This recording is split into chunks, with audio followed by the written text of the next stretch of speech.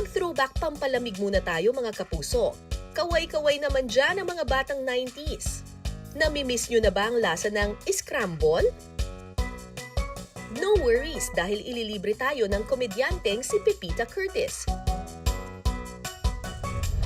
Paharang-harang ka kasi dyan kaya bineso rin kita. Venus!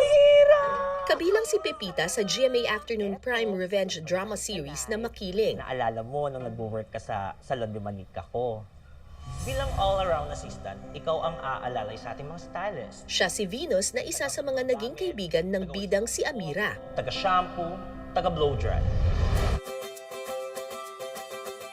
Pero ngayon si Pepita naman ang bibida sa paggawa ng scramble. Kakaiba raw kasi ang scramble na ito. Super sticky at hindi matatapon kahit itaob pa ang lalagyan. Ayan po mga kapuso, kitang-kita po natin, wala pong magic. Pepita, pasok!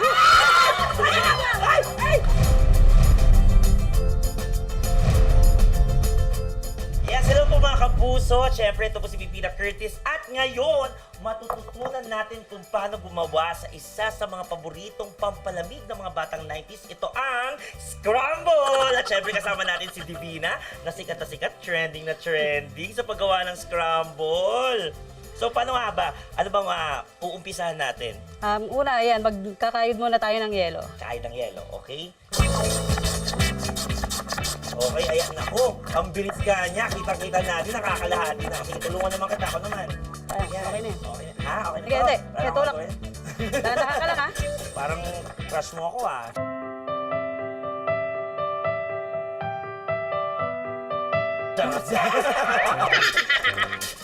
Pagkatapos magkayod ng yelo, ilalagay na ang skimmed milk,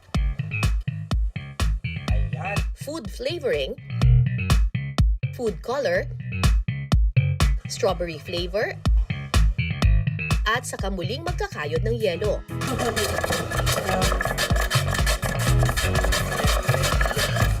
At ang pinakamalaking hamon, ang pagmekos-mekos ng scramble.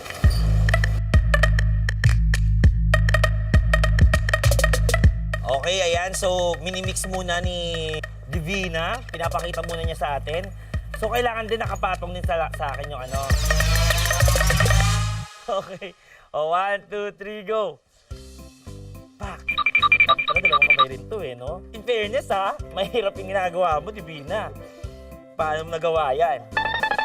Feeling ko talaga nagkamali yung mga kaluluwa natin sa mga katawan natin. Dapat dyan ako sa'yo, dito ka sa akin. Ako, malapit na natin nakikita, medyo umaano na siya. Iba na yung texture niya, guys, look. Mga kapuso, medyo wala na yung yellow-yellow konti. Iba na yung itsura niya. Parang nagiging paste na siya, no? Parang ice cream. Ayun, parang ice cream. Ikaw ba ang ice cream sa ibabaw ng cupcake ko? Huling ilalagay ang asukal.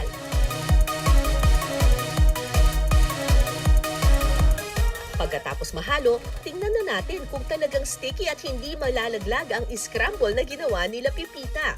Okay, eto na. Malapit na pong matapos mga kapuso. Eto, nakikita natin. Very, na siya. Very sticky. Yon! Ano? Ah! Oh, galing! Oh my goodness! You're the best among the rest! Okay. Ako naman. Sorry. Namamura pa nga. Ganun. Ayan, sama na lang ako. Yeah! Kaya ba, kaya? Kaya. Ayan po mga kapuso, kitang-kita po natin, wala pong magic. Ayan na! Ay! Ang galing! Palakpakan naman, certified. Totoo yung mga napapanood po natin sa videos. Hindi talaga bumabagsak yung ginagawang Scrabble ni Divina! Congratulations, Divina!